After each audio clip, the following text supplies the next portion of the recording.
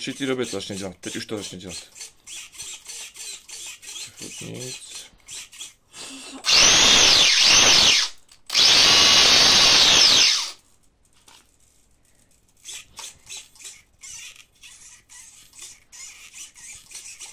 Teď, vidíš?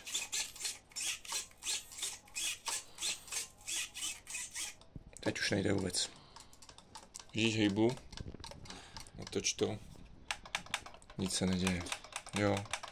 Přestane fungovat úplně. Po určité době, asi po minutě, přestane reagovat, nebo se auto třeba z ničeho nic samo rozjede, když znovu zapnu. A začne dělat ta dráze spinky nebo někde. Zase dělá, už zase zlobí. Zatáčení, už cuká. Jo, už se má zpoždění, vrací se zpožděně. Teď už necuká úplně, když přidám. Teď už nejde ani přidat, teď jde. Teďka se zrovna rozjel. Chvilku budeme zkoušet a chvilku zase začne dělat.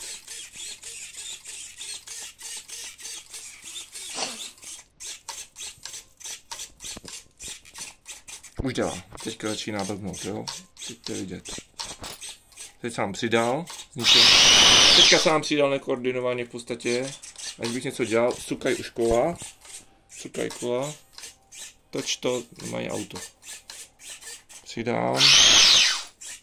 Prostě je to takový nespolehlivý. Někdy to jde, někdy to cuká, někdy to nejde, někdy to začne samo jezdit od sebe. Dělá to pravděpodobně přijímač. Jo, teďka zrovna má dobrou náladu, už zase cukaj kola trochu. Už cukaj kola.